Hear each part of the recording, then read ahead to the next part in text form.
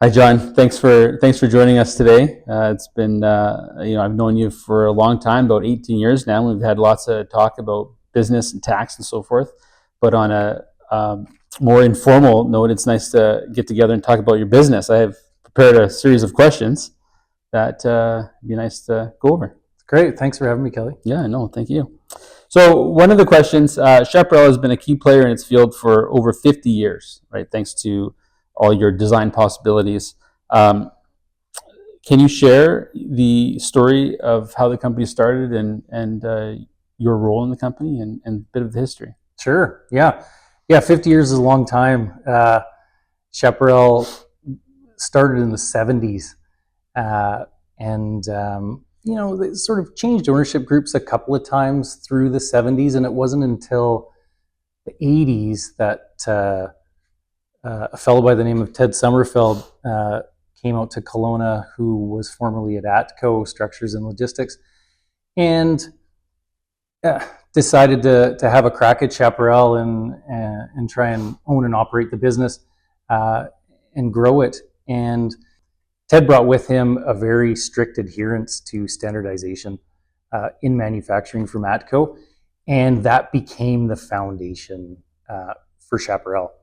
So in the 80s, Ted had a couple of partners with him, and they started to grow that business, focusing primarily on residential construction, all manufactured at a facility on Sexsmith Road, where we still manufacture today. And basically, Ted, sort of grew that business slowly between the 80s right up to the early 2000s. And in that time, their niche in the market was a factory direct model, mostly residential product, a little bit of commercial product as well, and offering something slightly more elevated than a sort of an entry-level product, a little more custom, wouldn't say higher end, but sort of mid-range.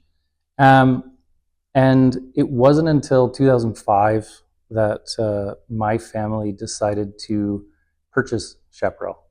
So in 2005, my dad, my brother, and myself decided to take the plunge into Chaparral Industries. My dad was a former lawyer in Kelowna, and one of his clients was Ted Sommerfeld, who was the owner of Chaparral, and Ted was looking to sell.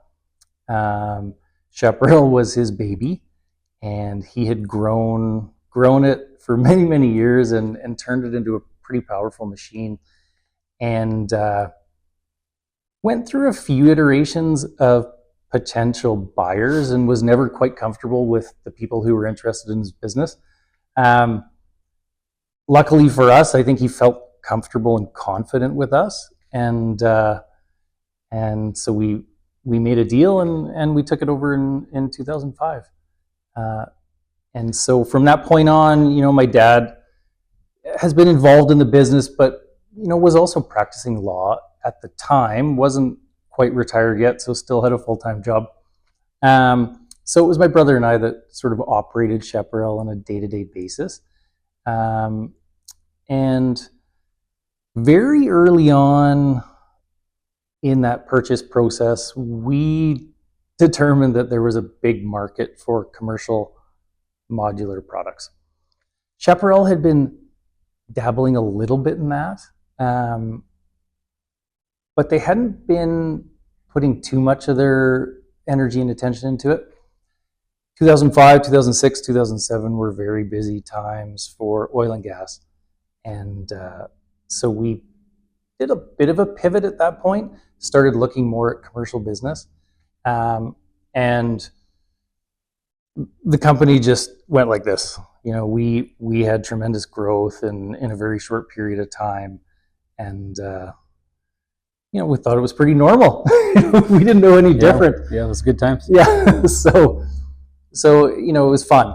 It was exciting. There was a very steep learning curve. Luckily, we had Ted on hand to train us and to mentor us for the first year or so. So, that was really invaluable for us. We owe him a lot. He really taught us the fundamentals of manufacturing. and the fundamentals of Chaparral. And then, 2008, 2009 came around and things started to change pretty quickly. And so we had some tough times, but we were able to, sort of weather that storm. And in that process, we kind of pivoted back to a little more residential, which is sort of, where our roots were with Chaparral. And we were able to sort of just kind of jump between residential and commercial to keep our plant busy, and to service both markets.